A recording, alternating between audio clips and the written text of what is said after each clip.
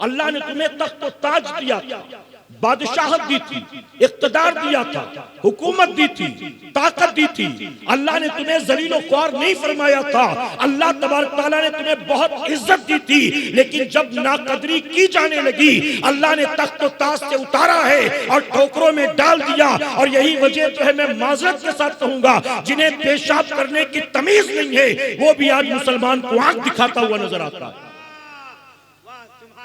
جسے بھی ہیرو بننا ہو نا، جسے بھی لائم لائٹ میں آنا ہو، اسے کچھ نہیں کرنا، یا تو قرآن پر اعتراض کرے، یا صاحب قرآن کی ذات پر اعتراض کرے، یا مسلمان کو گالی دینا شروع کر دے، فوراً اسے سر آنکھوں پر بٹھا لیا جاتا ہے۔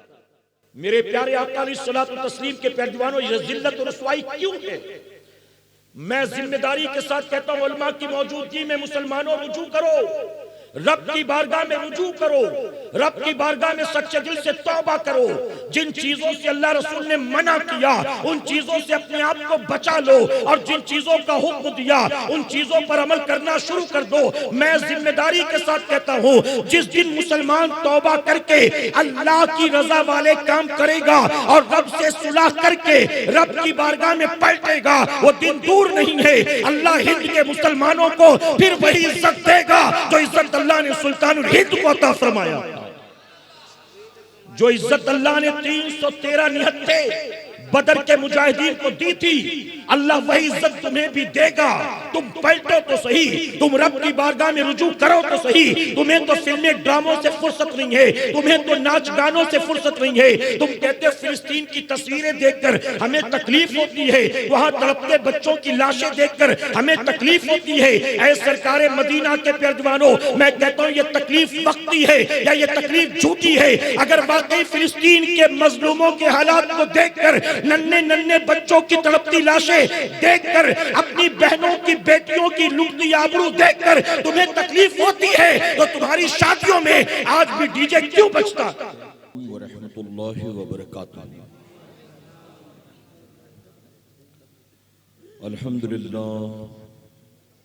الحمدللہ رب العالمین والعاقبۃ للمتقین، والصلاة والسلام على سید الانبیاء والمرسلین، اما بعد فاعوذ باللہ من الشیطان الرجیم، بسم اللہ الرحمن الرحیم۔ یا ایہا الذین آمنوا توبوا الی اللہ توبۃ نصوحا، صدق اللہ مولانا العلی العظیم۔ باد توحید کے متوالو، شمع رسالت کے پروانوں، غوث و خواجہ اور رضا کے چاہنے والوں، خاتون جنت حضرت فاطمہ الزہرا رضی اللہ تعالیٰ عنہ کی کنیزوں، آئیے سب سے پہلے ہم اور آپ نہایت ہی ادب اور احترام کے ساتھ اپنے اور ساری کائنات کے مرکز عقیدت جناب محمد الرسول اللہ صلی اللہ تعالیٰ علیہ وسلم کی بارگاہ بے کس پناہ میں جس طرح سے میں آپ کو پڑھاؤں، میرے ساتھ مل کر مرد حضرات بآواز بلند اور ہماری مائیں بہنیں بچیاں دھیمی آوازوں میں درود و سلام کا نذرانہ پیش کریں۔ پڑھیں الصلاۃ والسلام علیک یا رسول اللہ، الصلاۃ والسلام علیک یا حبیب اللہ، الصلاۃ والسلام علیک یا نبی اللہ، وعلی آلک واصحابک یا نور اللہ صلی اللہ تعالی علیہ وسلم۔ رب کعبہ کی بارگاہ میں دعا ہے، مولا اپنے حبیب صاحب لولاک صلی اللہ تعالی علیہ وسلم کے صدق و طفیل ہم تمام حاضرین اور سامعین کو تو ماہ رجب کے فیوز و برکات سے بھرپور مالا مال فرما۔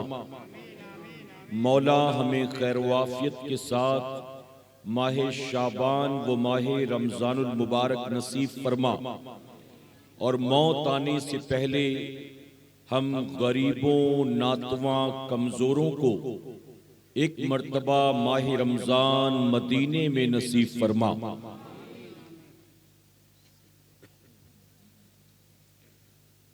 جا زندگی مدینے سے جھونکے ہوا کے لا،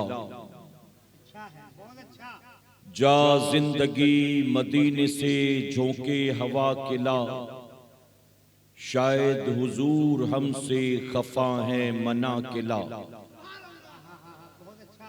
جا زندگی مدینے سے جھونکے ہوا کے لا، شاید حضور ہم سے خفا ہیں منع کے لا۔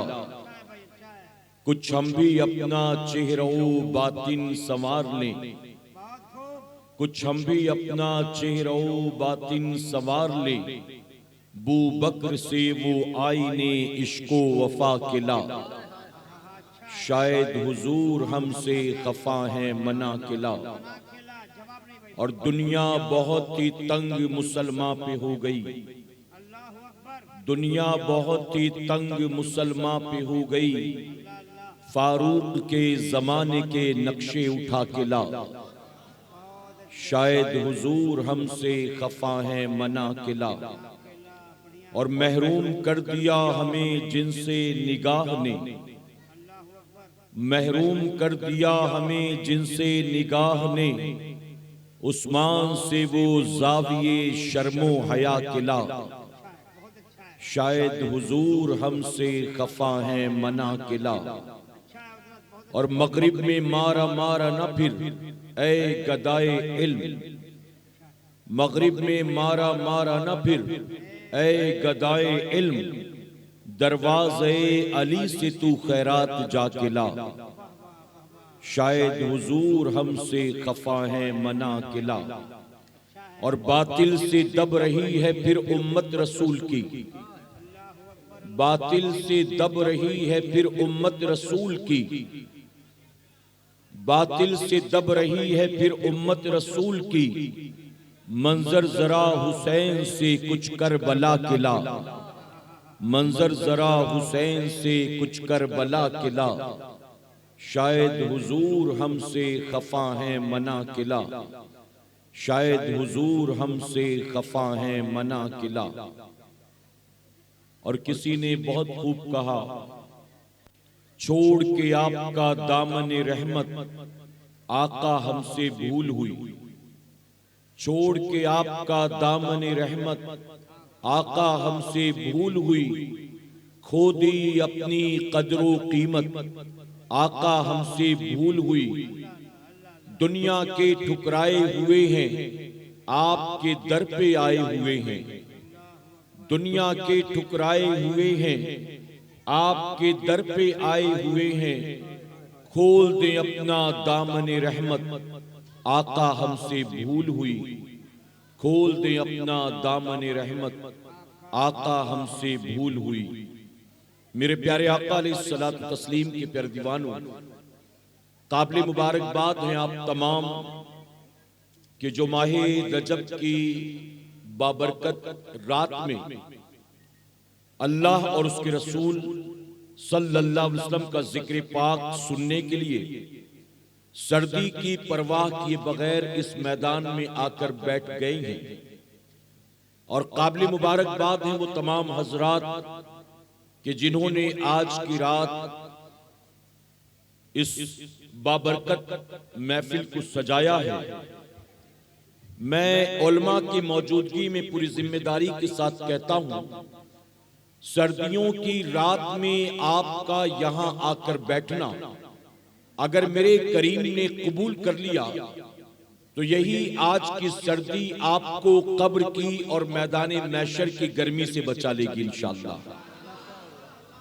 اس کی وجہ کہ چاہے اوپر بیٹھے لوگ ہوں چاہے نیچے بیٹھے لوگ ہوں، ان میں سے کوئی ایک بھی اپنے کسی ذاتی مفاد کے تحت یہاں نہیں آیا ہے، نہ کوئی شادی بیاہ اٹینڈ کرنے آئے ہیں، نہ کاروبار کے سلسلے میں آئے ہیں، نہ کسی رشتہ دار سے ملاقات کرنے کی غرض سے آئے ہیں، بلکہ جتنے لوگ بھی آئے ہیں سب کے سب سرکار مدینہ صلی اللہ علیہ وسلم کانفرنس نام پر یہاں جمع ہوئے ہیں، اور سب اللہ اور اس کے رسول کا ذکر پاک ہی سننے کے لیے آئے ہوئے ہیں۔ اللہ کے پیارے محبوب صلی اللہ علیہ وسلم فرماتے ہیں، اللہ تبارک تعالیٰ اپنے جس بندے کو بخشنا چاہتا ہے اسے اپنے ذکر کی محفل میں بھیج دیتا ہے۔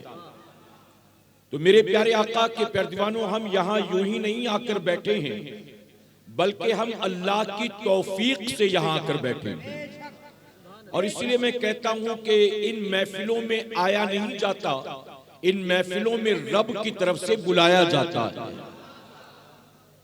اس پروگرام کا پیغام نہ جانے کتنوں تک پہنچا ہوگا، میسیجز بھی دیکھے ہوں گے، اشتہارات بھی دیکھے ہوں گے، لیکن ہر میسیج اور اشتہار دیکھنے والے کو آنے کی توفیق نہیں ہوئی۔ توفیق اللہ تبارک تعالیٰ نے انہی خوش نصیبوں کو عطا کیا کہ میرے نبی فرماتے ہیں اللہ جنہیں بخشنا چاہتا ہے انہیں اپنے ذکر کی محفل میں بھیج دیتا ہے۔ تو ہمیں اور آپ کو اس آنے پر اپنے رب کا شکر ادا کرنا چاہیے کہ میرے کریم تیرا احسان کہ تو نے مجھے اپنے ذکر کی محفل میں آنے کی توفیق عطا کی۔ میرے پیارے آقا علیہ الصلوۃ والتسلیم کے پیارے دیوانوں، وقت تیزی کے ساتھ آگے بڑھ رہا ہے اور آپ نے میرے بات کا شیڈیول بھی پہلے ہی سن لیا۔ میں بھی تیزی کے ساتھ آگے بڑھوں گا اس گزارش کے ساتھ کہ یہاں جتنے حضرات موجود ہیں جسم کے ساتھ ذہن کو حاضر رکھ کر میری گفتگو کو سنیں گے تو میری بات یقیناً ان کے دل و دماغ میں اتر جائے گی، اور جنہوں نے مجھے پہلے سنا ہے لائیو یا سوشل میڈیا پر، وہ جانتے ہیں کہ میں لوگوں کے جذبات سے کھیل کر نعرے والی تقریر نہیں کرتا، بلکہ میری تقریر بھی اپنی قوم کے لیے ایک تربیت ہوا کرتی ہے۔ اور میں علماء کی موجودگی میں یہ بات عرض کر دوں، میں بیان کو مٹھائی نہیں سمجھتا ہوں، میں بیان کو دوائی سمجھتا ہوں۔ مٹھائی آدمی مزے کے لیے کھاتا ہے اور دوائی آدمی شفا کے لیے کھاتا ہے۔ مٹھائی آدمی اپنی مرضی کے مطابق کھاتا ہے اور دوائی آدمی اپنی مرض کے مطابق کھاتا ہے۔ جب کوئی مریض ڈاکٹر کے پاس جاتا ہے تو ڈاکٹر اس کی بیماری دیکھتا ہے، زبان کا ذائقہ نہیں دیکھتا ہے۔ ڈاکٹر مرض دیکھ کر دوا پرسکرائب کرتا ہے، وہ یہ نہیں پوچھتا کہ تمہیں میٹھا پسند ہو تو میٹھی دوائیاں دے دوں، تمہیں چٹکارا پسند ہو تو تمہیں تھوڑی سپائسی دوائیاں دے دوں، تمہیں سالٹڈ کھانے کا شوق ہو تو تمہیں نمکین دوائیاں دے دوں۔ مریض کے مرض کو ڈاکٹر دیکھتا ہے، زبان کے ذائقے کو نہیں دیکھتا۔ اور اسی لیے میں بھی جب تقریر کرتا ہوں تو میں اپنی تقریر میں آپ کیا سننا چاہتے ہیں یہ نہیں دیکھتا، بلکہ آپ کو کس چیز کی ضرورت ہے میں یہ دیکھتا ہوں۔ ہماری جماعت کے ایک بہت بڑے عالم دین گزرے، وہ کہتے تھے اگر تم کہیں تقریر کر رہے ہو، توجہ ہے نا آپ کی، یہ جو بچے مدرسے کے بیٹھے ہیں ان کے لیے بھی ہے اور آپ کے لیے بھی ہے۔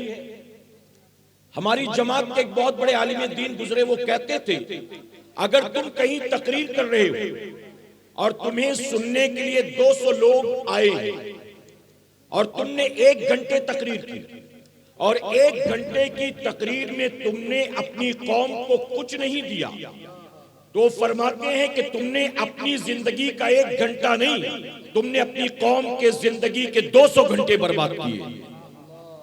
آج آپ بتائیں کہ جب جوان بیٹا باپ کی بات سننے کو تیار نہیں، جب بیوی شوہر کی بات سننے کو تیار نہیں، جب چھوٹے بھائی بہن بڑے بھائی بہن کی بات سننے کو تیار نہیں، ایسے میں اگر آپ ہماری باتیں سننے کے لیے آ کر بیٹھ جاتے ہیں تو پھر ظاہر ہے کہ ہمیں نہ اپنا وقت ضائع کرنا ہے نہ آپ کا وقت ضائع کرنا ہے، بلکہ جب لوگ سب کچھ چھوڑ چھاڑ کر آتے ہیں علماء کی گفتگو سننے کے لیے تو ضرورت اس بات کی ہے کہ آنے والوں کو دیکھا جائے کہ انہیں کون کون سی بیماریاں ہیں اور انہی بیماریوں کے اعتبار سے آنے والوں کا علاج کرنے کی کوشش کی جائے۔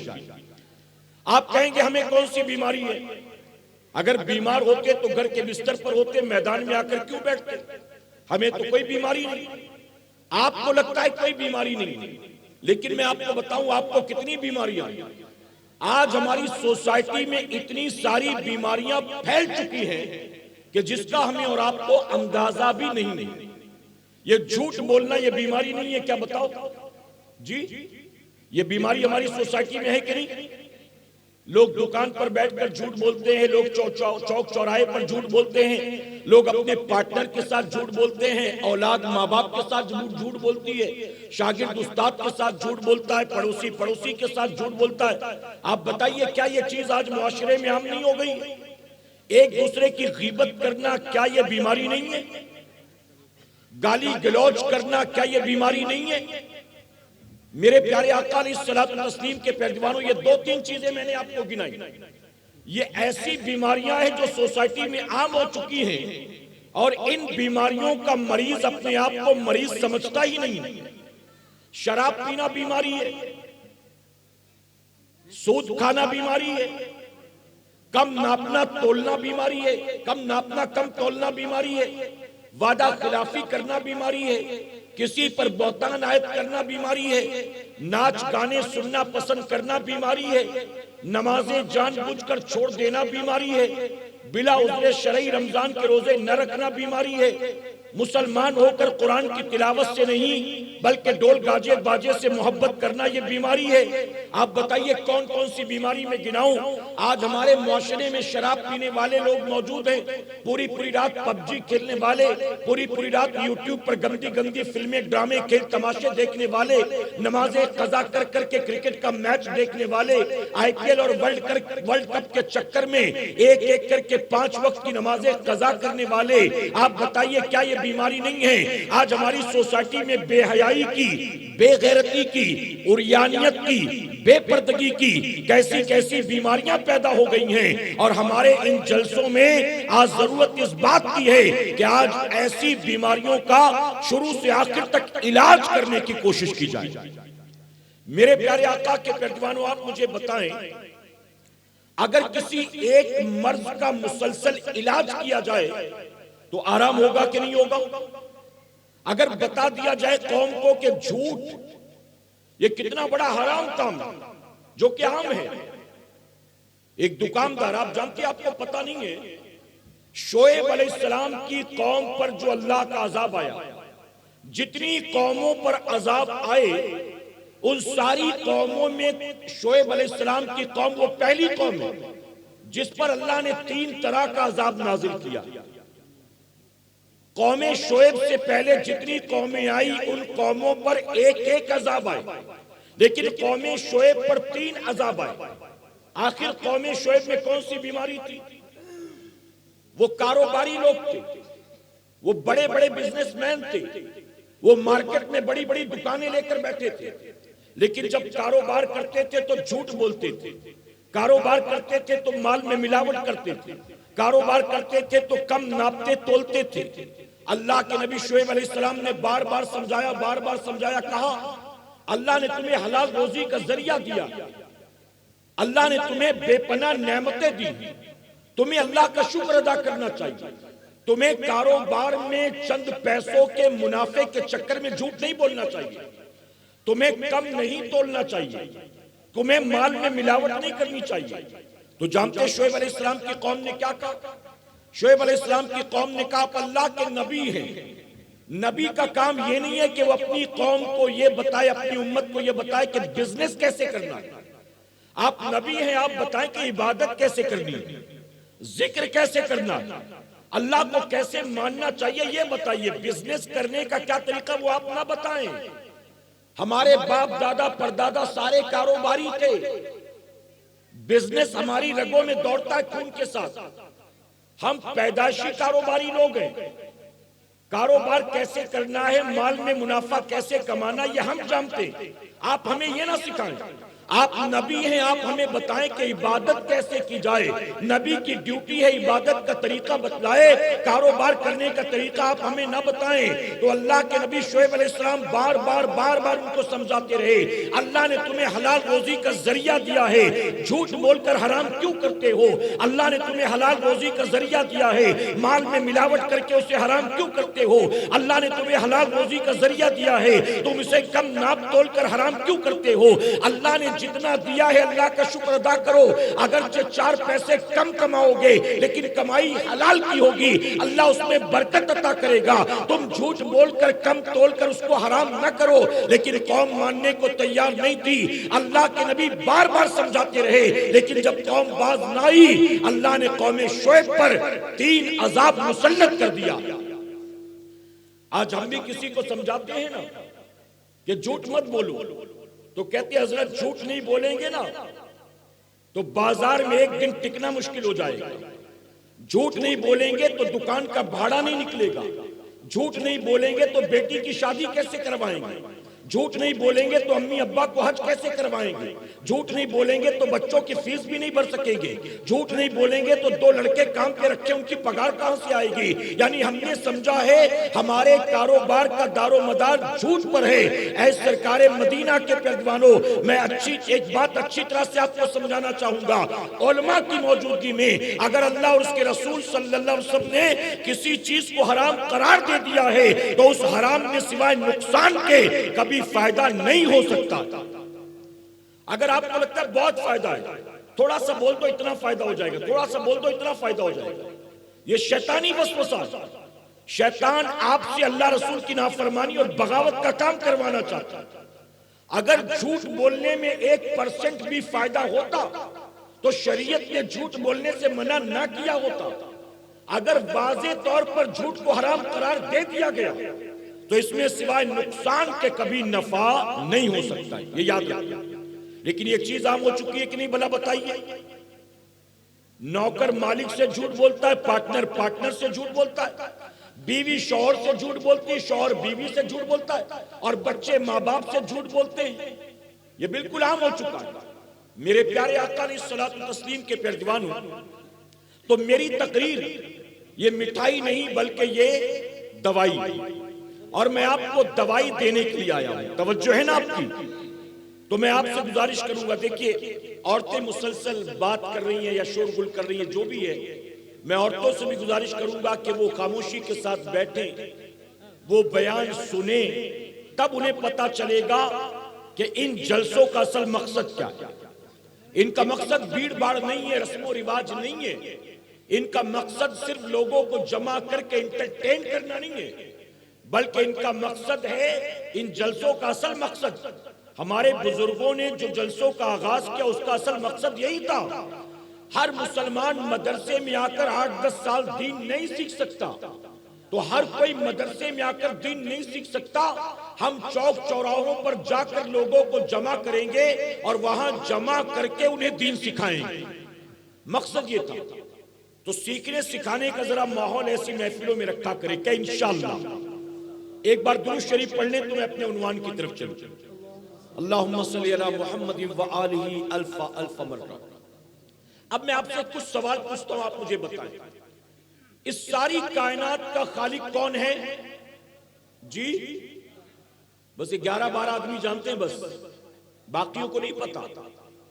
جتنی ٹھنڈ آپ کو لگ رہی اتنا ہی تو باقی لوگوں کو بھی لگ رہی نا، لیکن وہ بول رہے ہیں اور آپ چپ چاپ ہیں. ساری کائنات کا خالق اللہ ہے. کون ہے؟ بلند آواز سے کہے کون ہے؟ اور ساری کائنات کا مالک کون ہے؟ ساری کائنات کا مالک کون ہے؟ ساری کائنات کو روزی دینے والا کون؟ زندگی اور موت پر قدرت رکھنے والا کون؟ سونے والے کو صبح جگانے والا کون؟ ہمارے رگوں میں خون دوڑانے والا کون؟ بنا مشین و انجن کے سینے میں دل کو دھڑکانے والا کون؟ آسمان سے پانی برسانے والا کون؟ زمین سے سبزہ اگانے والا کون؟ عزت اور ذلت دینے والا کون؟ ہمیں جو کچھ ملا وہ کس نے دیا؟ جو کچھ ملے گا وہ کون دے گا؟ آپ سب اس بات کی گواہی دیتے ہیں نا. جو اللہ کو اپنا معبود مانتے ہیں یقیناً ان کا بھی رب اللہ ہے، اور جو اللہ کو اپنا معبود نہیں مانتے ان کا بھی رب اللہ ہی ہے۔ ساری کائنات، صرف انسان نہیں، سمندر کی تہ میں رہنے والی مچھلیوں کا رزاق بھی اللہ، بلوں میں رہنے والی چیٹیوں کا رزاق بھی اللہ، ہوا میں اڑنے والے پرندوں کو بھی روزی اللہ دیتا۔ تو ساری کائنات کا خالق اللہ، ساری کائنات کا مالک اللہ، ساری کائنات کا رازق اللہ، زندگی اور موت پر قدرت رکھنے والا اللہ، بیماری اور شفا دینے والا اللہ، عزت و ذلت دینے والا اللہ۔ ہمیں جو کچھ ملا سب اللہ نے دیا، ہمیں جو کچھ ملے گا سب اللہ ہی عطا کرے گا۔ میرے پیارے آقا کے پیروانوں، ہم نے پوری دنیا کو چیلنج کیا اور چیلنج کر کے کہا تم نے نہ جانے کس کس کو خدا بنا رکھا ہے۔ ہم گواہی دیتے ہیں اللہ کے سوا کوئی عبادت کے لائق نہیں ہے۔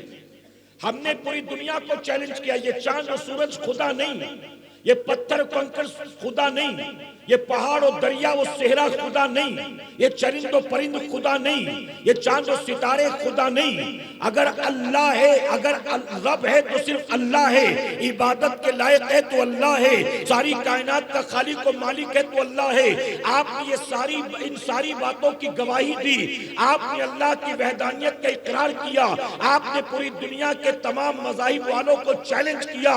اب اے سرکار مدینہ کے پیروانوں، آپ مجھے دل پر ہاتھ رکھ کر بتائیں، جب آپ یہ گواہی دیتے ہیں کہ ہمارا خالق بھی اللہ ہے، مالک بھی اللہ ہے، رازق بھی اللہ ہے، تو پھر یہ گواہی دینے کے بعد بھی اللہ کی نافرمانی کیسے کرتے؟ آج ہماری اور آپ کی پوزیشن کیا جانتے ہو؟ آج کے دور کے مسلمانوں کا حال یہ، اللہ اور اس کے رسول صلی اللہ علیہ وسلم نے جن کاموں کا حکم دیا، مسلمان وہ کام کرنے کو تیار نہیں، اور اللہ اور اس کے رسول صلی اللہ علیہ وسلم نے جن کاموں سے منع کیا، مسلمان ان کاموں سے بچنے کے لیے تیار نہیں۔ یعنی جسے کہا گیا کرو کرتا نہیں، اور جس سے کہا گیا بچو بچتا نہیں۔ بتائیے یہ فیکٹ ہے کہ نہیں ہے؟ یہ حقیقت ہے کہ نہیں ہے؟ میرے پیارے آقا کے پیروانوں، میں نے پچھلی بار بھی کہا تھا، جو لوگ آئے تھے پچھلے پروگرام میں انہیں یاد ہوگا، جو نہیں آئے تھے وہ سنیں۔ رات ہر سونے والے کو اللہ صبح اٹھنے کی مہلت نہیں دیتا۔ نہ جانے کتنے ہیں رات سوتے ہیں تو سوتے رہ جاتے۔ اور میں نے آپ کو یہ گراف بھی بتایا تھا، کرونا کے بعد اس وقت ہمارے ملک ہندوستان میں ایک سروے اور ایک رپورٹ کے مطابق ہر 1 گھنٹے میں 40 سال سے کم عمر کے 4 لوگوں کو ہارٹ اٹیک آ رہا ہے۔ 40 سال سے کم عمر کے 4 لوگ ہر 1 گھنٹے کے اندر ہارٹ اٹیک سے مر رہے ہیں۔ آپ اگر رات 9 بجے سے بیٹھے ہیں، 10 بجے سے بیٹھے ہیں تو کیلکولیٹ کریں، اگر 2 3 4 گھنٹے ہو گئے تو ہر 1 گھنٹے میں 4 آدمی مرے۔ ہمارے اپنے ملک میں کسی نہ کسی اسٹیٹ میں، شہر میں، گاؤں دیہات میں، کسی نہ کسی کونے میں ہمارے ملک میں مرے۔ اے سرکار مدینہ کے پیروانوں، ہر 1 گھنٹے میں 4 آدمی ہارٹ اٹیک سے مر رہے ہیں۔ اگلے 1 گھنٹے میں بھی ہر 1 گھنٹے میں 4 آدمی مریں گے۔ جو اب تک 4 لوگ پچھلے 1 گھنٹے میں مرے، اب تک ہمارا نمبر اس میں نہیں آیا، لیکن اگلے 1 گھنٹے میں جو 4 آدمی مریں گے، ہمارا نام اس میں آئے گا کہ نہیں آئے گا؟ کیا ہم جانتے ہیں؟ ہمیں پتا ہے۔ ابھی میں نے کل دیکھا رام لیلا کا ویڈیو تھا، رام لیلا کے ویڈیو میں وائرل ہو رہا تھا بہت زیادہ واٹس ایپ پر۔ رام لیلا کے ویڈیو میں جو ہنومان بنا تھا، اسٹیج کے اوپر ناچتے ناچتے اس کو ہارٹ اٹیک آ گیا۔ اب بتائیے ہنومان تو اسی کو بنائے ہوں گے جو ہٹا کٹا لمبا چوڑا ہوگا، ہارٹ اٹیک آ گیا اس کو۔ آپ نے سوشل میڈیا پر دیکھا ہوگا، شادی کے اسٹیج پر ناچتے ناچتے ہارٹ اٹیک آ جاتا ہے۔ کرکٹ کے گراؤنڈ میں کھیلتے کھیلتے بھاگتے دوڑتے ہارٹ اٹیک آ گیا۔ کسی جم کے اندر، ہیلتھ کلب کے اندر ہٹا کٹا جوان ویٹ لفٹنگ کرتے کرتے منہ کے بل گرا، اس کو ہارٹ اٹیک آ گیا۔ میرے پیارے آقا کے پیروانوں تو یاد رکھیں کہ زندگی اور موت پر اللہ قدرت رکھتا ہے. اگر ہم پچھلے 1 گھنٹے میں زندہ تھے، ابھی بھی زندہ ہیں، تو اللہ کا شکر ادا کرو. اگلے 1 گھنٹے کے بعد زندہ رہیں گے کہ نہیں رہیں گے یہ ہم نہیں جانتے ہیں. اگر جانتا ہے تو صرف میرا پروردگار جانتا ہے. میرے نبی نے صحابہ سے مخاطب ہو کر کہا، میرے صحابیوں بتاؤ تم اپنی موت کو خود سے کتنا قریب پاتے؟ توجہ ہے نا آپ کی؟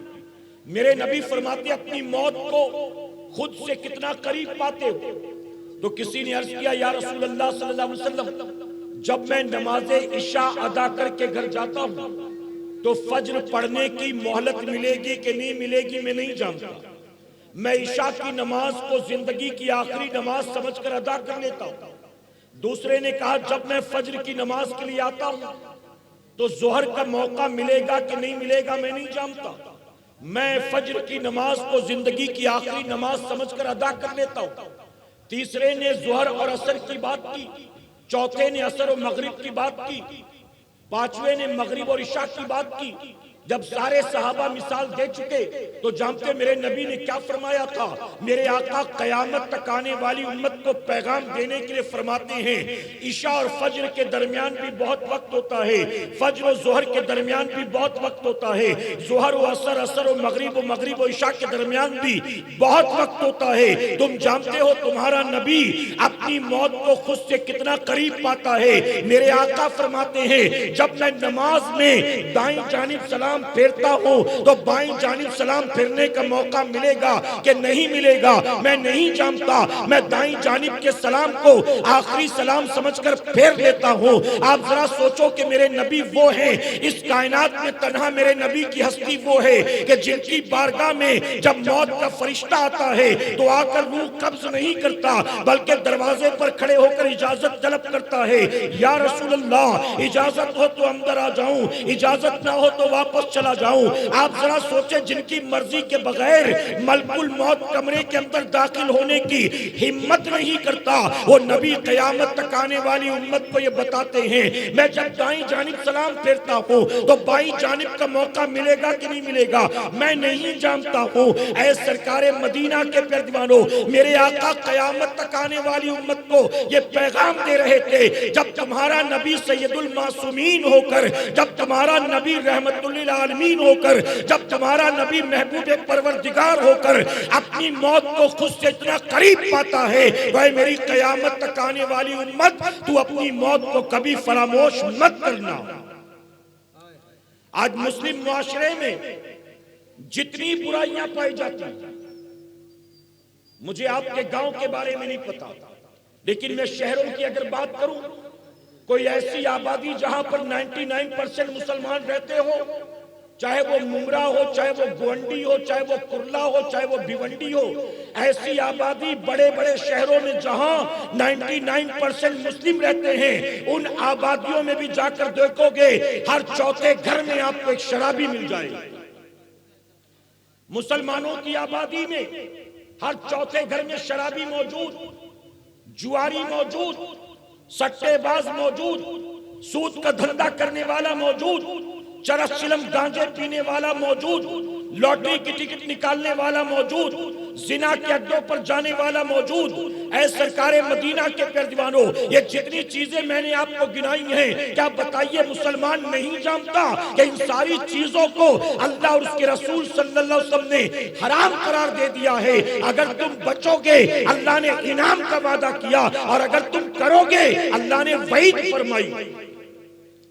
کسی کو نہیں پڑی، کوئی بھی فکر نہیں. جناب ابراہیم بن ادہم رضی اللہ عنہ ہے، آپ کی بارگاہ میں ایک نوجوان آیا، آ کر کہتا ہے حضور میں اپنے آپ کو گناہ سے بچانے کی بہت کوشش کرتا ہوں لیکن بچ نہیں پاتا، کوئی ایسا نسخہ بتا دے کہ میں اپنے آپ کو گناہ سے بچا لے جاؤں. تو آپ نے فرمایا کہ میری 5 باتیں یاد رکھنا، اگر تو گناہ سے بچنا چاہتا ہے تو 5 باتیں یاد کر لے، گانٹ باندھ لے. اس نے کہا کون سی باتیں؟ آپ نے فرمایا آئندہ اگر گناہ کرنے کا ارادہ ہو نا، اگر آئندہ کبھی گناہ کا ارادہ تو کرے نا تو اللہ کی زمین کو چھوڑ کر کہیں اور نکل جائے. ایسی جگہ چلے جا جس زمین کا مالک اللہ نہ ہو، پھر وہاں جو تیری مرضی کر۔ نوجوان کہتا حضور یہ کیسے ممکن ہے؟ اس ساری کائنات کا خالق و مالک تو اللہ ہے، اللہ کی زمین کو چھوڑ کر کہاں جا سکتا ہوں؟ جہاں بھی جاؤں گا وہ ظاہر ہے کہ اللہ ہی کی زمین ہے، اللہ ہی کی ملکیت ہے۔ تو آپ فرماتے ہیں جب تجھے یقین ہے کہ ساری زمین اللہ کی، تو اللہ کی زمین پر رہ کر اللہ کی نافرمانی کرتا ہے؟ پھر آپ نے فرمایا دوسری بات، اگر تو کبھی گناہ کا ارادہ کرے نا تو اللہ کی دی روزی کھانا چھوڑ دے، کسی اور کی دی روزی کھا، پھر تیری جو مرضی کر۔ اس نے کہا حضور یہ بھی ممکن نہیں ہے، اللہ ہی تو رزاق ہے، اس کی دی روزی نہیں کھاؤں گا تو دینے والا کون ہے اس کے سوا؟ وہی تو ہے روزی دینے والا، وہی تو سب کو کھلاتا پلاتا ہے، آخر اس کی روزی نہ کھاؤں تو کس کی کھاؤں؟ تو آپ نے فرمایا تجھے یہ یقین ہے کہ رزاق اللہ ہے، پھر اس کی روزی کھا کر اسی کی نافرمانی، یہ تو کیسے کرتا؟ پھر آپ نے فرمایا تیسری بات، اگر تو گناہ کا ارادہ کرے تو ایسی جگہ چھپ کر گناہ کر جہاں تجھے اللہ نہ دیکھ سکے۔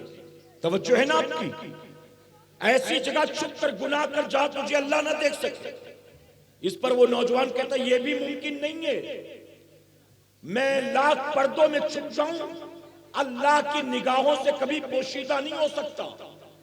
میرے پیارے آقا کے پیروانوں، آپ کیا سمجھتے ہو؟ آپ اگر سگریٹ پیتے ہو امی سے چھپ کر، آپ اگر کسی لڑکی کے ساتھ گھومتے ہو ابا سے چھپ کر، اگر گندی گندی ویڈیو دیکھتے ہو امام صاحب سے چھپ کر، آپ کو لگتا ہے جو کچھ کام آپ کر رہے ہو اس کی خبر کسی کو نہیں ہے۔ میں کہتا ہوں ماں باپ سے ڈرتا ہے، مسجد کے امام سے ڈرتا ہے، اپنے چاچا ماموں خالہ پھوپھی سے ڈرتا ہے، ان سے ڈرتا ہے کہ کہیں انہیں پتہ نہ چل جائے کہ میں کیا کیا گل کھلاتا ہوں۔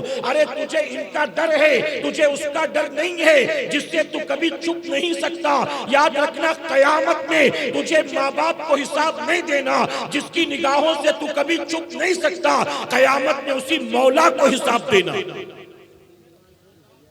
فرمایا گیا اللہ اماوس کی کالی رات میں کالے رنگ کے پہاڑ پر، کالے رنگ کی غار میں، کالے رنگ کی مٹی میں جب کالے رنگ کی چینٹی چلتی ہے نا اللہ اسے بھی دیکھتا ہے۔ آئی بات سمجھ میں آپ کی؟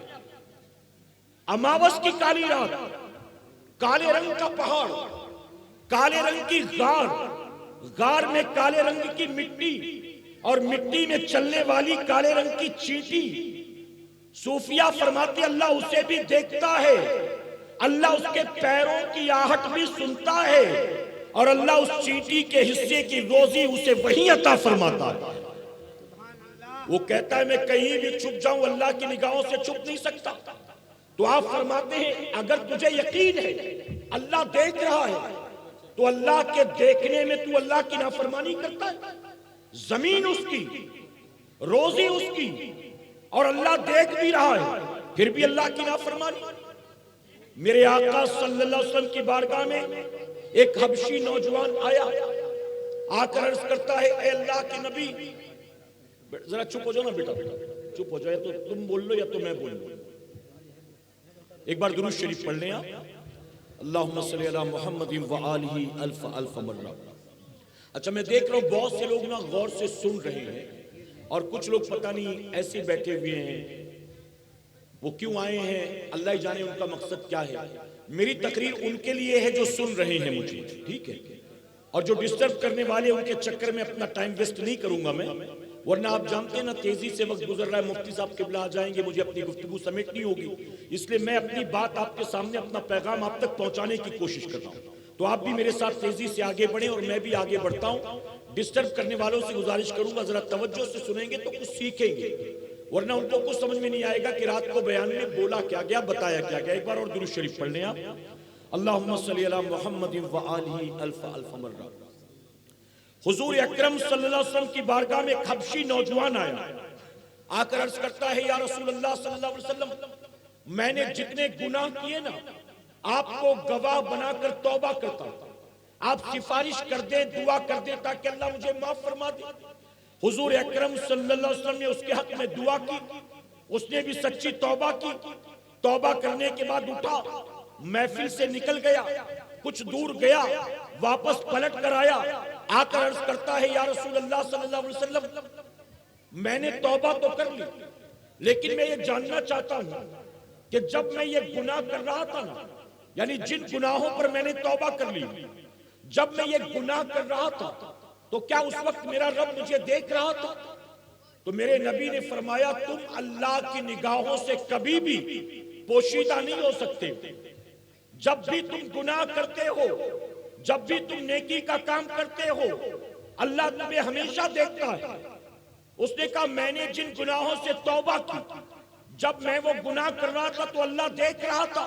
نبی فرماتے ہاں ہاں اللہ تمہیں اس وقت بھی دیکھ رہا تھا۔ اب جانتے وہ حبشی مرد جو تھا، وہ جوان جو تھا، ایک چیخ مارتا ہے، وہ کہتا ہے میرا رب مجھے دیکھ رہا تھا اور میں اس کی نافرمانی کر رہا تھا۔ اللہ اکبر، یہ مجھ سے کیسے ہو گیا؟ اللہ دیکھ رہا تھا اور میں اس کی نافرمانی کر رہا تھا۔ حدیث مبارکہ میں آتا اس کے دل میں ایسا خوف خدا پیدا ہوا، ایسا خوف خدا پیدا ہوا، ایک چیخ ماری ہے اور زمین پر گرا، تڑپا اور چند سیکنڈ کے اندر جسم سے روح پرواز کر گئی۔ آپ سوچیں جو نبی کے صحابی تھے، جن کی آنکھوں کے سامنے جنت کا مالک و مختار موجود تھا، جو زمین پر جنت بانٹ رہے تھے، وہ نبی جو صحابہ کی تربیت کر رہے تھے، ذرا سوچیں آج ہماری اور آپ کی پوزیشن کیا ہے؟ اللہ کے ایک ولی کو اللہ الہام فرماتا ہے اے میرے بندے جا میرے بندوں سے کہہ دے، جب وہ کبھی گناہ کا ارادہ کرتے ہیں نا تو کمرے میں چلے جاتے، کھڑکی دروازے بند کر لیتے، پردے بھی کھینچ لیتے۔ جب میرے بندے کسی گناہ کا ارادہ کرتے ہیں تو اپنے جیسوں کی نگاہوں سے اپنے آپ کو چھپا لیتے ہیں، اپنے گھر کے کھڑکی دروازے پردے بند کر لیتے ہیں۔ لیکن جا میرے بندوں سے کہہ دے اپنے جیسوں سے اپنے آپ کو وہ چھپا لیتے ہیں، لیکن وہ پردے وہ کیوں نہیں بند کرتے جہاں سے میں انہیں دیکھا کرتا ہوں۔ میرے پیارے آقا کے پیروانوں، اللہ دیکھ رہا ہے اور بندہ رات بھر یوٹیوب پر گندی فلمیں دیکھ رہا ہے۔ اللہ دیکھ رہا ہے اور بندہ عشاء کے وقت بیٹھ کر ٹی وی پر بگ باس دیکھ رہا ہے۔ اللہ دیکھ رہا ہے اور بندہ رات بھر بیٹھ کر پب جی کھیل رہا ہے۔ اللہ دیکھ رہا ہے اور بندہ رات بھر ناچ گانے اور بے حیائی کے مناظر دیکھ رہا ہے۔ اللہ دیکھ رہا ہے اور وہ بندہ یوٹیوب پر بیٹھ کر ننگی فلمیں، ڈرامے، کھیل تماشے اور ہیروئنوں کی تصویریں اور ویڈیو دیکھ رہا ہے۔ آپ ذرا بتائیں ایک بیٹا اگر نیا سگریٹ پینا شروع کرے اپنے دوستوں کے چکر میں اور بازار میں کھڑے ہو کر کہیں سگریٹ پی رہا تھا، اچانک نظر آئے کہ وہ دادا آ رہی ہیں، چاچا آ رہی ہیں، ماموں آ رہی ہیں، تو کیسے سگریٹ کو پھینک دیتا ہے، فوراً چھپا لیتا ہے کہ کہیں پتہ نہ چل جائے کہ میں سگریٹ پی رہا تھا، کہیں دیکھ تو نہیں لیا کہ میں سگریٹ پی رہا تھا۔ اگر کوئی لڑکا کسی لڑکی کے ساتھ جا رہا ہو اور اسے شک ہو جائے کہ وہ میرے علاقے کا آدمی آ رہا ہے، وہ میرے علاقے کی فلاں عورت آ رہی ہے، وہ میرا رشتہ دار آ رہا ہے، فوراً اس لڑکی سے اپنے آپ کو دور کر لیتا ہے تاکہ پتہ نہ چلے کہ یہ لڑکی میرے ساتھ میں ہے۔ آپ ذرا سوچو اپنے جیسوں سے اپنے آپ کو چھپا لیتے ہو، لیکن جب بڑے بڑے ناجائز و حرام کام کرتے ہو اس وقت تمہیں یہ خیال نہیں آتا جسے قیامت میں حساب دینا ہے وہ اللہ تو مجھے دیکھ رہا ہے۔ جناب ابراہیم بن ادم فرماتے ہیں جب تو جانتا ہے اللہ دیکھ رہا ہے تو پھر اللہ کی نافرمانی کیسے کرتا؟ آپ نے فرمایا چوتھی چیز، جب اسرائیل علیہ السلام آئے نا، موت کا فرشتہ آئے اور کہے تیری روح کو قبض کرنا شروع کرے تو تو کہہ دینا میں نہیں مرنے والا، تو جا واپس میں نہیں مرتا۔ اس نے کہا یہ کہاں ممکن، وہاں میرا زور کہاں چلنا ہے، میں چاہوں نہ چاہوں وہ تو روح کھینچ کر لے جائے۔ آپ نے فرمایا جب تجھے یہ یقین ہے کہ تو چاہے نہ چاہے موت کا فرشتہ جب آئے گا تو روح کھینچ کر لے جائے گا، تو آخر موت کو یاد کیوں نہیں کرتا جب تجھے پتا ہے کہ اسرائیل کبھی بھی آ سکتا ہے، اس کے باوجود تو اللہ کی نافرمانی کرتا۔ پھر آپ نے فرمایا پانچویں چیز، جب تیرا حساب کتاب ہو اور اللہ فرمائے فرشتوں لے جاؤ اس کو جہنم میں ڈال دو، تو اس وقت کہنا میں جہنم میں نہیں جاتا، میں تو جنت میں جاؤں گا، میں نے زمین پر زندگی مزے کے ساتھ گزاری، جنت میں بھی مزے کروں گا۔ میں جہنم کے عذاب میں نہیں جاتا۔ وہ بندہ کہتا ہے حضور یہ کہاں ممکن، وہاں میری تھوڑی نہ چلنا، وہاں میری چوائس نہیں ہوگی، وہاں تو میرے اعمال دیکھے جائیں گے، نیکیاں ہوں گی تو جنت، نیکیاں نہ ہوئی تو جہنم۔ آپ فرماتے ہیں جب تجھے پتا ہے کہ تیری بدعمالیاں تجھے جہنم میں لے کر چلی جائیں گی، جب تجھے یہ بھی یقین ہے کہ تو اپنی مرضی سے جنت میں نہیں جا سکتا بلکہ تیرے گناہ تجھے جہنم کا ایندھن بنا دیں گے، پھر تو گناہ کیسے کرتا ہے؟ اس نے کہا بس میرے لیے اتنا کافی ہے۔ وہ کہتا ہے آپ کی یہ 5 باتیں میں یاد رکھوں گا اور اپنے آپ کو گناہ سے بچانے کی کوشش کروں گا۔ اسی لیے میں نے شروع میں آپ سے یہ کہا بتائیے خالق کون ہے، مالک کون ہے، رازق کون ہے، زندگی موت پر قدرت رکھنے والا کون ہے، عزت و ذلت دینے والا کون ہے، ہماری خاطر آسمان سے پانی برسانے والا کون ہے، زمین سے سبزے اگانے والا کون ہے۔ اے مسلمان تو 5 وقت کی نماز کو قضا کرتا ہے لیکن دکان پر جا کر بیٹھتا ہے، اللہ تجھے خالی ہاتھ گھر نہیں بھیجتا۔ نافرمانی کے بعد بھی جب تو نکلتا ہے روزی کمانے، بتا اللہ تجھے روزی دیتا ہے کہ نہیں دیتا؟ شادی کے موقع پر تو ایک ہفتے ڈی جے بجاتا ہے، اللہ تجھ پر بجلیاں نازل نہیں کرتا، بارات میں پٹاخے اور بم پھوڑتا ہے، اللہ تجھ پر اپنا عذاب مسلط نہیں کرتا۔ ناچ گا کر جاتا ہے شادی میں، پھر بھی بریانی کھا کر گھر واپس آتا ہے۔ بتا میرے رب کی کتنی کرم نوازیاں۔ ماضی قریب میں ایک ہماری جماعت کے عالم دین گزرے، ان کی آنکھ کا آپریشن ہوا، توجہ ہے نا، آنکھ کا آپریشن، ڈاکٹر نے کہا زخم ہرا ہے، ٹانکے تازہ ہیں، آپ نماز پڑھیں گے نا تو 3 دن تک سجدہ مت کیجیے، توجہ ہے نا آپ کی، آنکھ کا آپریشن ہوا، ڈاکٹر نے کہا 3 دن سجدہ مت کرنا نماز میں ورنہ ٹانکا کھل جائے گا، زخم ہرا ہو جائے گا، خون بہنے کا خطرہ ہے، نماز پڑھنا تو سجدہ مت کرنا۔ کہا ٹھیک ہے، گھر آئے، گھر آنے کے بعد اپنی بیوی سے کہتے 3 دن میرے حصے کا کھانا مت بنا۔ بیوی نے کہا ڈاکٹر نے آپ کو سجدہ کرنے سے منع کیا ہے، روٹیاں کھانے سے منع نہیں کیا ہے، کھانا کھانے سے منع نہیں کیا، آپ کیوں کہہ رہے کھانا نہیں کھاؤں گا؟ تو جانتے کیا کہتے؟ کہتے ہیں جس رب کا 3 دن سجدہ ہی نہیں کروں گا، کس منہ سے 3 دن اس کی نعمتیں کھاؤں گا؟ جب 3 دن سجدے نہیں کرنا تو 3 دن روٹی بھی نہیں کھانا مجھے۔ ہمارے اندر یہ جذبہ ہے۔ میرے پیارے آقا کے پردوانوں میں علماء کی موجودگی میں کہتا ہوں ہم ہندوستان کی سرزمین پر رہتے ہیں، یہ وہ سرزمین ہے جہاں کلمہ پڑھنے والوں نے تقریباً 1000 سال تک حکومت کی ہے۔ آپ ذرا سوچو کہ 1000 سال تک جس دھرتی پر ہم نے حکومت کی ہے آج وہاں ہم ذلیل کیے جاتے ہیں، آج ہم رسوا کیے جاتے ہیں، ہمیں دھمکیاں دی جاتی ہیں، کوئی 22 تاریخ کی دھمکی دیتا ہے، کوئی 28 تاریخ کی دھمکی دیتا ہے، کوئی 5 تاریخ کی دھمکی دیتا ہے، کوئی الیکشن کی دھمکی دیتا ہے، کوئی کسی عہدے کی دھمکی دیتا ہے۔ آج بتاؤ ہماری یہ پوزیشن کیوں ہے؟ آج قوم مسلم کے ذلت و رسوائی کی وجہ کیا ہے؟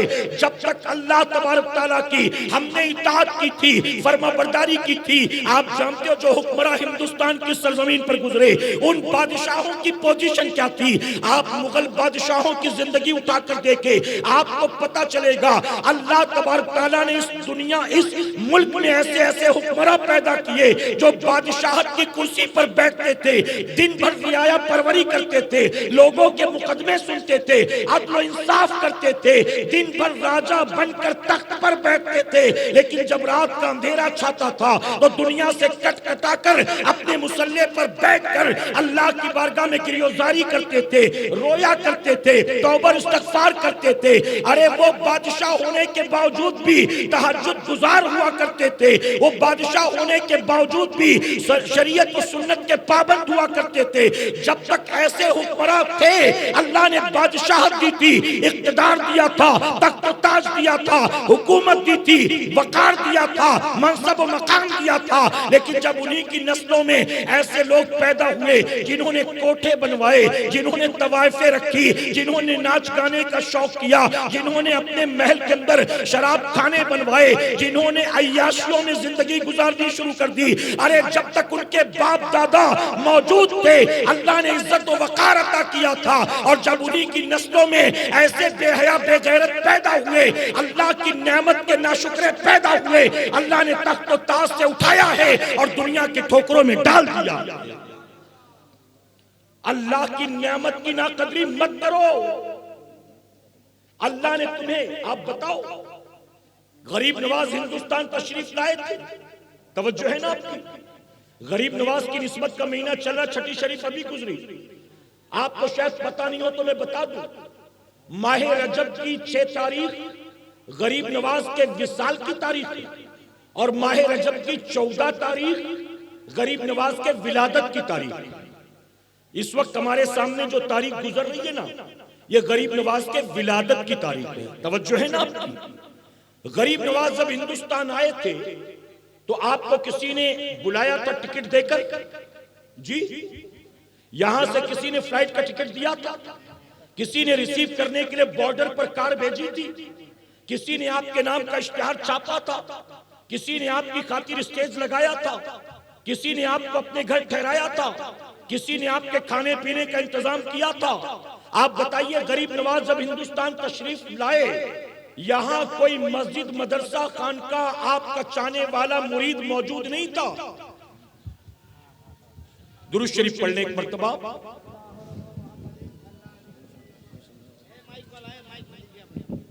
نعرہ تکبیر، نعرہ تکبیر، نعرہ رسالت، نعرہ رسالت، علماء اہل سنت، نعرہ تکبیر، نعرہ رسالت، خطیب عالم اسلام، خطیب عالم اسلام، خطیب الہند حضرت علامہ مفتی سلمان رضا صاحب قبلہ، نعرہ تکبیر، نعرہ رسالت۔ وہ دیکھیے دنیا اہل سنت کا ایک درخشندہ ستارہ ممبر نور پہ جلوہ گر ہو رہا، یعنی حضرت علامہ مولانا مفتی سلمان اظہری صاحب کی آمد ہو گئی ہے۔ میاں واہ واہ، تشریف رکھیں، آپ تشریف رکھیں، جتنے لوگ ہیں اپنی اپنی جگہ بیٹھ جائیں، تشریف رکھیں، بیٹھ جائیں میرے بھائی، بیٹھیے، لبیک لبیک لبیک یا رسول اللہ۔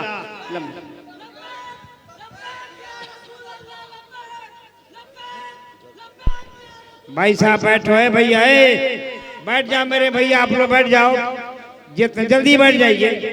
آپ کا محبوب مقرر، پورے بھارت کا محبوب مقرر، عظیم ہندوستان نہیں میاں، بین الاقوامی شہرتوں کا مالک، ایک عظیم المرتبہ شخصیت جن کو شہرت فلک کی بلندیوں پہ پہنچی ہے آج، وہ شہرت یافتہ، وہ شہرت کے بلندیوں کو چھو لینے والا عالم ربانی ممبر نور پہ ہیں، جن کو اپنا تو اپنا غیر بھی دیکھنا چاہتا ہے، جنہیں غیر بھی سننا چاہتا ہے۔ اب تو یہ عالم ہے کہ علامہ مولانا سلمان اظہری اگر زور سے کھانس دیں تو ان کی صحت خراب ہو جاتی ہے۔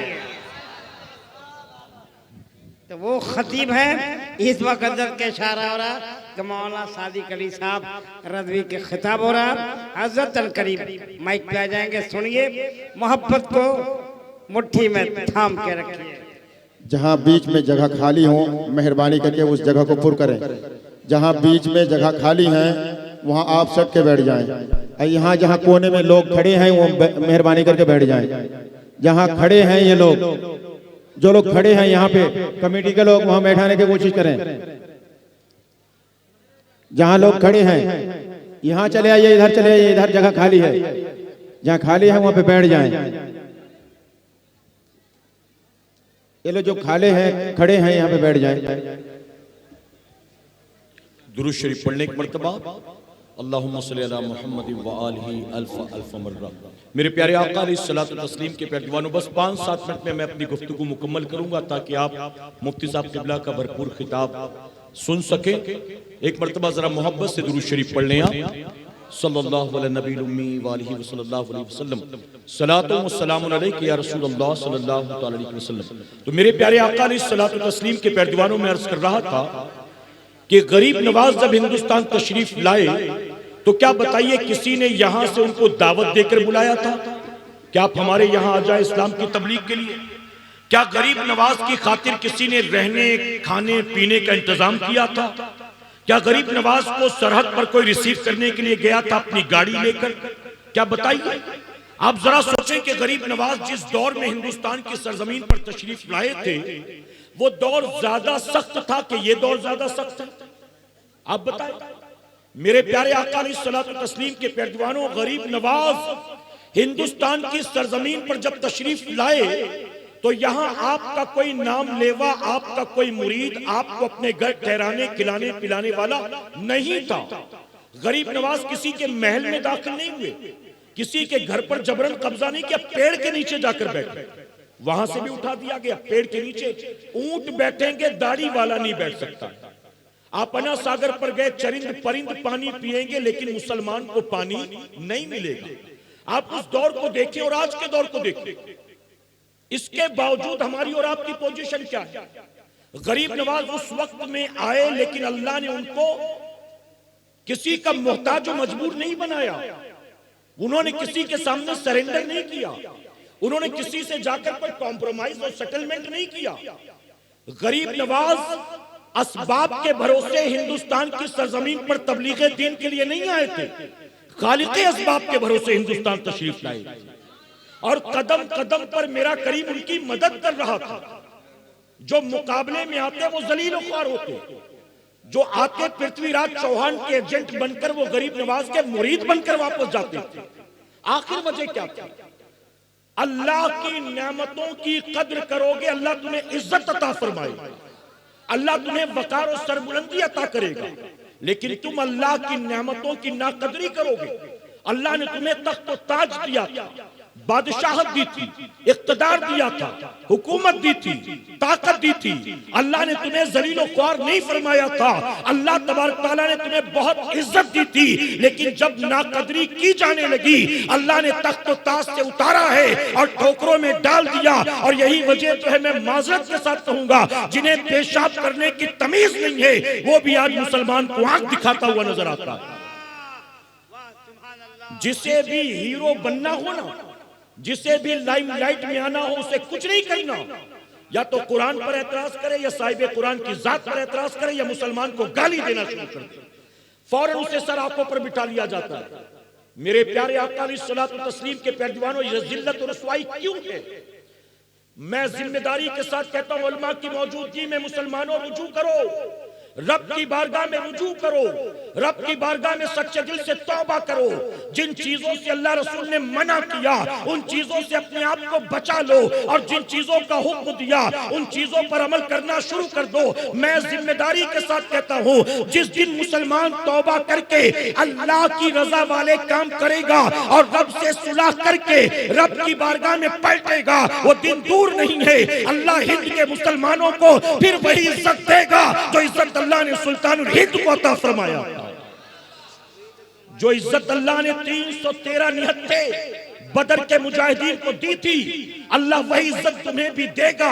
تم پلٹو تو صحیح، تم رب کی بارگاہ میں رجوع کرو تو صحیح۔ تمہیں تو فلمیں ڈراموں سے فرصت نہیں ہے، تمہیں تو ناچ گانوں سے فرصت نہیں ہے۔ تم کہتے ہو فلسطین کی تصویریں دیکھ کر ہمیں تکلیف ہوتی ہے، وہاں تڑپتے بچوں کی لاشیں دیکھ کر ہمیں تکلیف ہوتی ہے۔ اے سرکار مدینہ کے پیارے جوانوں، میں کہتا ہوں یہ تکلیف وقتی ہے یا یہ تکلیف جھوٹی ہے؟ اگر واقعی فلسطین کے مظلوموں کے حالات کو دیکھ کر، ننھے ننھے بچوں کی تڑپتی لاشیں دیکھ کر، اپنی بہنوں کی بیٹیوں کی لٹتی آبرو دیکھ کر تمہیں تکلیف ہوتی ہے، تو تمہاری شادیوں میں آج بھی ڈی جے کیوں بجتا؟ تمہاری بارات میں آج بھی پٹاخے کیوں پھونکتے؟ تمہاری بیوی آج بھی بے پردہ گلیوں میں کیوں گھومتی؟ اگر تمہیں فلسطین و غازہ کے مناظر دیکھ کر درد ہوتا ہے تو تم کہاں اللہ کے گھر کا رخ کرتے؟ تم نے کہاں اللہ کے سجدوں کی پابندی کی؟ تم نے کہاں رات بھر پب جی کھیلنا چھوڑا؟ تم نے کہاں ٹی وی سے سیریل سے ڈراموں کھیل تماشوں سے توبہ کی؟ تم دنیا کے حالات دیکھتے ہو، کہتے ہو ہمیں تکلیف ہوتی ہے، لیکن تم سدھرنے کا نام نہیں لیتے، بلکہ مجھے معذرت کے ساتھ کہتا ہوں، کہنا پڑتا ہے یہ قوم ڈھول گاجے باجے کی اتنی عادی ہو چکی ہے، اتنی عادی ہو چکی ہے، اب ہمارے یہاں صرف شادیوں میں ڈھول نہیں بجتا، ہم تو ولیوں کے عرس کے موقع پر بھی ڈھول بجاتے ہیں، سندل کے نام پر، چادر گاگر کے نام پر، اور ہماری قوم ڈھول گاجے باجے کی اتنی عادی ہو گئی کہ جس دن کربلا کے میدان میں 22,000 یزیدیوں نے امام حسین اور اہل بیت اطہار کو 3 دن کا پیاسا رکھ کر ذبح کر دیا، جب 10 محرم کی تاریخ آتی ہے تو ہماری قوم 10 محرم کو بھی ڈھول گاجے باجے بجاتی ہے۔ اللہ عزت دے گا، اللہ تمہیں سربلندی اور وقار دے گا۔ رب کی بارگاہ میں رجوع کرو، کہیں انشاءاللہ اپنے جلسوں کو محض ایک رسم نہ بناؤ، اپنے سالانہ جلسوں کو صرف انٹرٹینمنٹ کا ذریعہ نہ بناؤ، اپنے جلسوں سے کچھ سیکھنے کی کوشش کرو، اپنے جلسوں کو زندگی میں انقلاب پیدا کرنے کا سبب بناؤ، اپنے جلسوں کو آخرت کو سنوارنے کا ذریعہ بناؤ۔ رسمی طور پر ہر سال ہوتا ہے، اس لیے ہمیں بھی کرنا ہے، دادا پر دادا کرتے چلے آئے، ابا کرتے رہے، اس لیے ہمیں بھی کرنا ہے۔ صرف اور صرف اپنے باپ دادا کی رسمیں زندہ مت کرو، بلکہ جلسوں کے ذریعے اپنی نسلوں کے مقدر کو سنوارنے کی کوشش کرو۔ کریں گے انشاءاللہ۔ یہاں صرف کانوں کے چسکے کے لیے مت آیا کرو، محض نعروں کے لیے مت آیا کرو، بلکہ اپنی زندگی کو بدلنے کی نیت سے آیا کرو، کہیں انشاءاللہ۔